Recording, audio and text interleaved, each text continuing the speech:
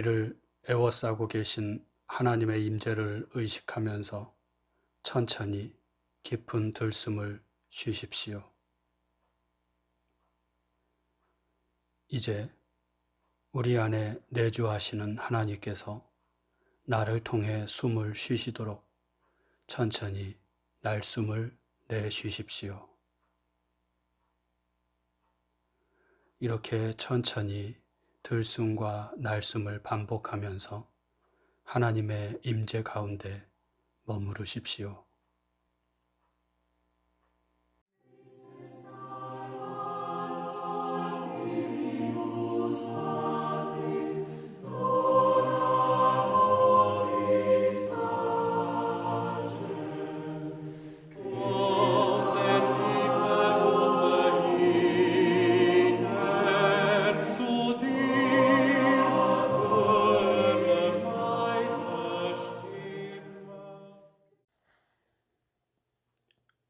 오늘 우리에게 주시는 하나님 말씀은 누가복음 13장 31절에서 35절 말씀입니다.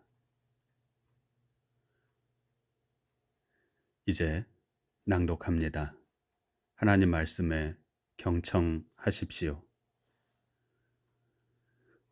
곧 그때에 어떤 바리새인들이 나와서 이르되 나가서 여기를 떠나소서 헤롯이 당신을 죽이고자 하나이다.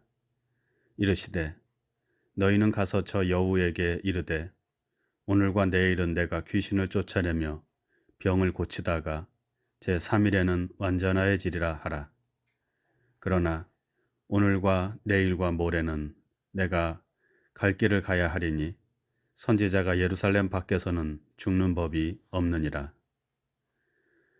예루살렘아 예루살렘아 선지자들을 죽이고 내게 파송된 자들을 돌로 치는 자여 암탉이 제 새끼를 날개 아래 모음같이 내가 너희의 자녀를 모으려 한 일이 몇 번이냐.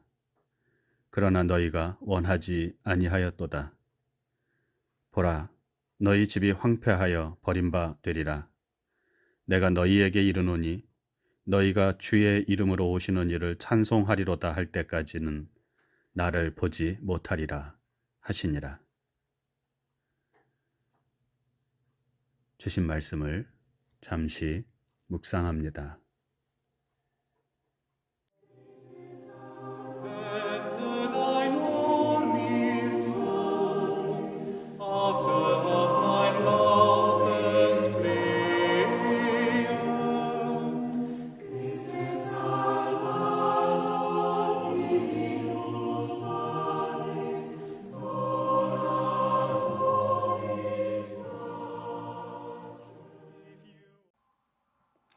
눈물의 예언자라고 불리우는 예레미야는 유다 왕 요시야 때에 하나님의 부르심을 받아서 유다가 바벨론에 멸망당할 때까지 하나님의 말씀을 전한 예언자입니다.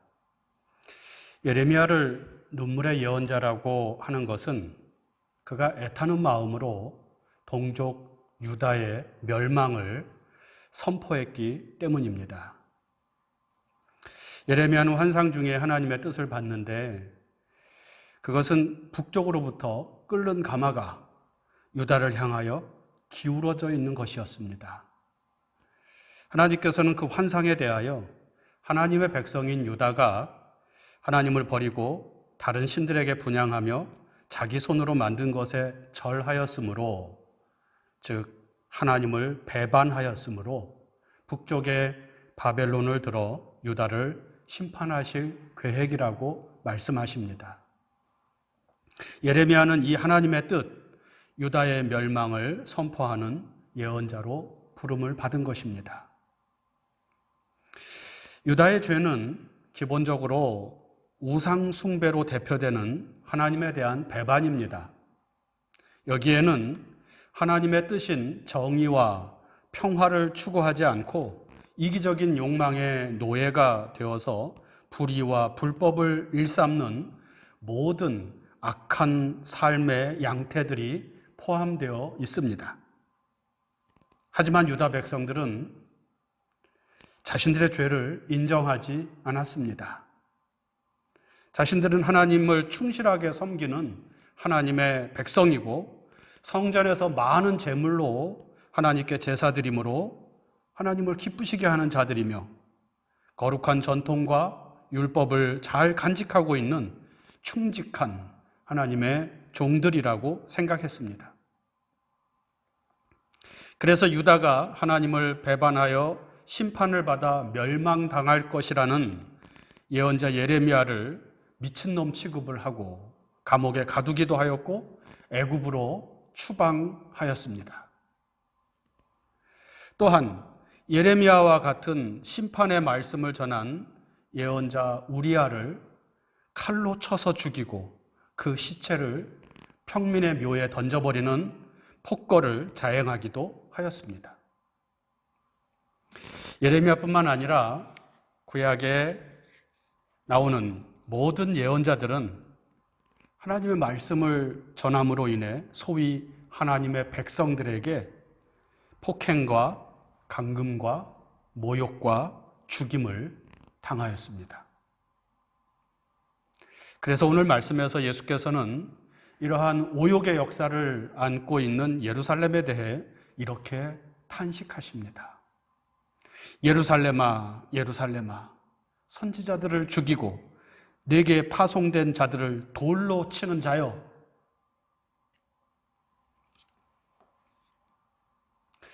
누가복음은 갈릴리를 중심으로 한 예수의 활동과 예루살렘에서의 고난과 죽음 사이에 갈릴리에서 예루살렘으로 가는 길, 그 여정 가운데 일어난 사건과 가르침을 굉장히 중요한 비중을 두고 다루고 있는데 오늘 말씀도 그 중에 하나입니다.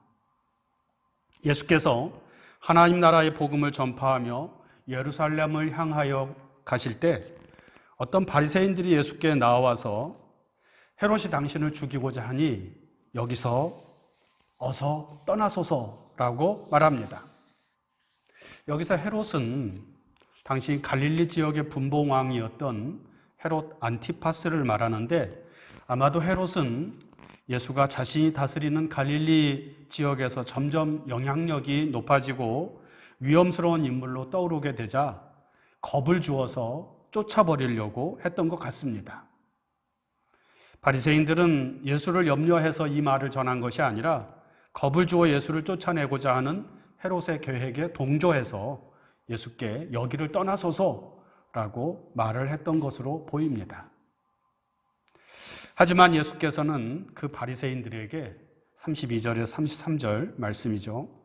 너희는 가서 저 여우에게 그 헤롯에게 이르되 오늘과 내일은 내가 귀신을 쫓아내며 병을 고치다가 제3일에는 완전하여 지리라 하라.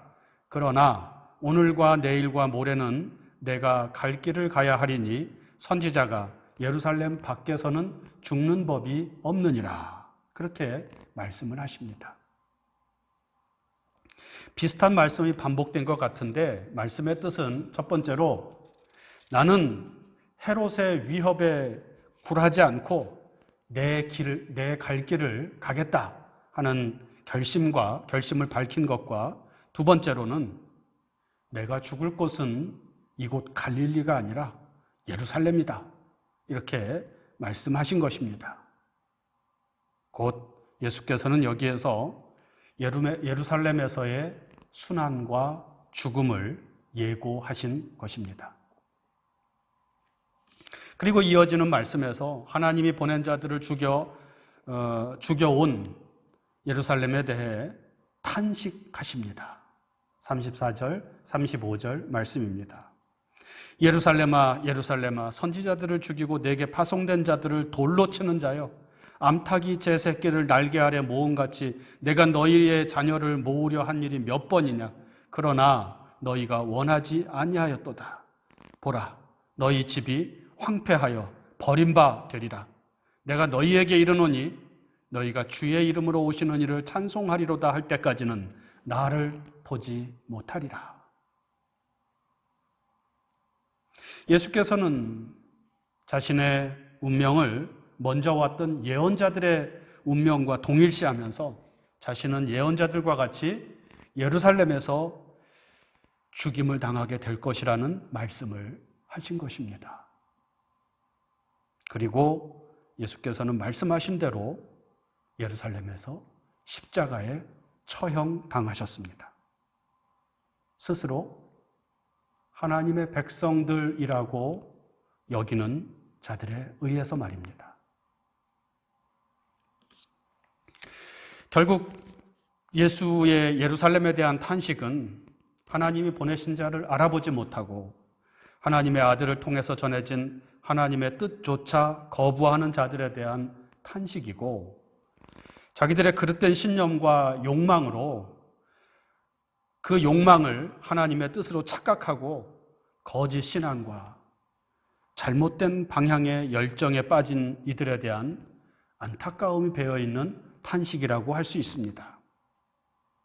하나님을 믿고 섬긴다고 하면서도 정작 하나님의 뜻에는 무지하고 그 뜻에 눈감아버리는 소위 자칭 하나님의 백성들에 대한 이 안타까움은 십자가 위의 기도로 이어집니다. 아버지, 저들을 사하여 주옵소서. 자기들이 하는 것을 알지 못하나이다.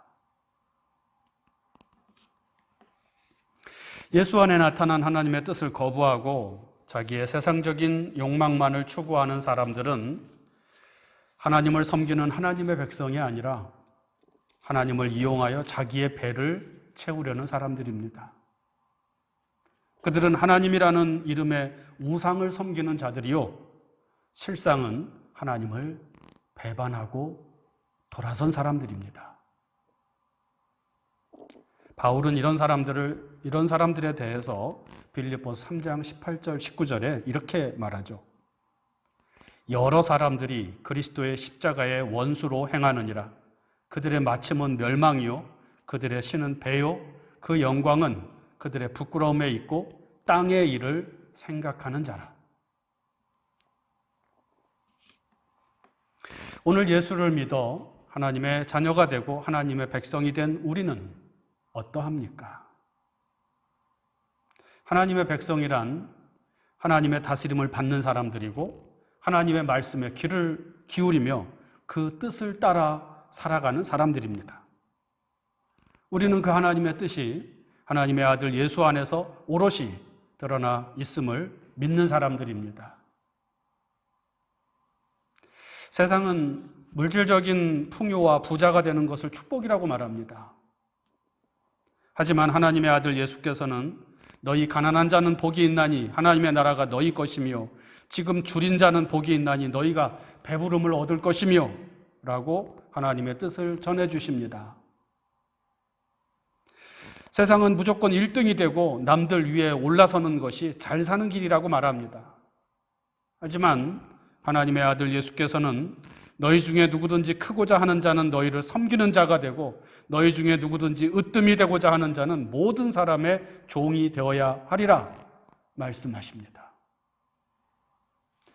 세상은 차별과 혐오를 부추기고 강자만이 살아남는 약육강식의 질서가 만고의 진리라고 말합니다. 하지만 하나님의 아들 예수께서는 원수를 사랑하며 약한 자를 도우며 나와 다른 이들을 품어주고 함께 살아가는 것이 하나님의 뜻이라고 말씀합니다. 힘의 논리가 지배하는 세상 한가운데서 하나님의 아들 예수께서는 평화를 위해 일하는 자가 하나님의 아들이라고 말씀합니다.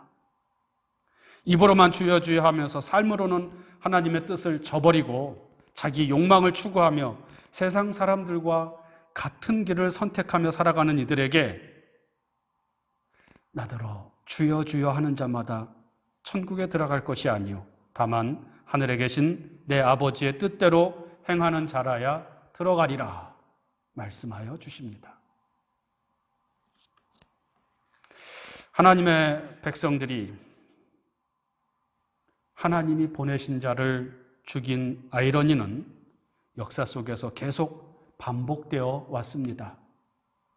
예언자들이 그랬고 하나님의 아들로 오신 예수 역시 하나님을 믿는 자들에 의해 그들의 무지와 욕망으로 오염된 그릇된 신앙으로 인해 십자가에 못 박혀 죽으셨습니다.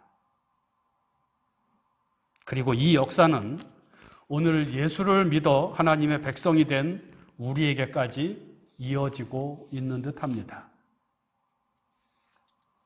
예루살렘아, 예루살렘아 하며 탄식하시는 주님의 탄식은 예수를 믿노라 하면서 하나님의 뜻에 순종하지 않고 자기의 욕망을 추구하며 그 길을 선택하는 오늘 우리를 향한 탄식은 아닐까요? 주님께서는 지금 우리를 바라보시면서 아버지, 저들을 용서하여 주옵소서. 자기들이 하는 것을 알지 못하나이다. 라고 하나님께 기도하고 계신 것은 아닐까요? 사순절은 참회의 계절입니다.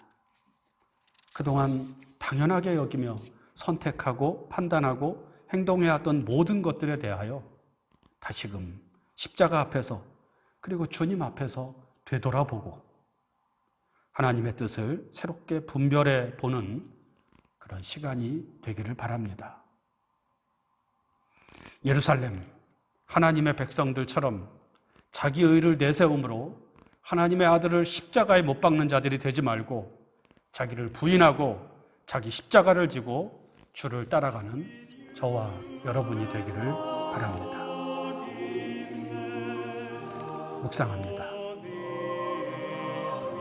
하나님의 아들을 십자가에 못 박아 죽이는 예루살렘을 바라보며 주님께서는 애타는 마음으로 탄식하셨습니다. 나는 지금 주님을 다시 십자가에 못 박는 죄를 범하고 있지는 않은지 생각해 봅시다. 그리고 하나님의 아들 예수 그리스도를 통하여 우리에게 주신 하나님의 뜻이 무엇인지 묵상해 봅시다.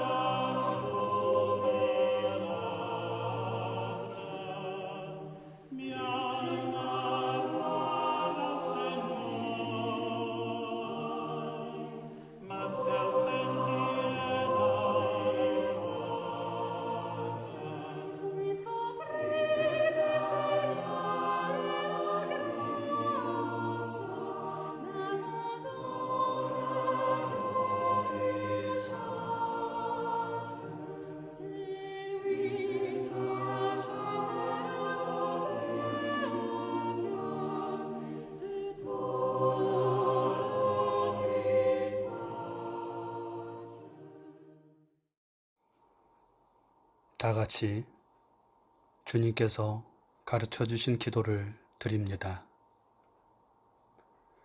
하늘에 계신 우리 아버지, 아버지의 이름을 거룩하게 하시며 아버지의 나라가 오게 하시며 아버지의 뜻이 하늘에서와 같이 땅에서도 이루어지게 하소서. 오늘 우리에게 일용할 양식을 주시고 우리가 우리에게 잘못한 사람을 용서하여 준 것 같이 우리 죄를 용서하여 주시고 우리를 시험에 빠지지 않게 하시고 악에서 구하소서. 나라와 권능과 영광이 영원히 아버지의 것입니다. 아멘.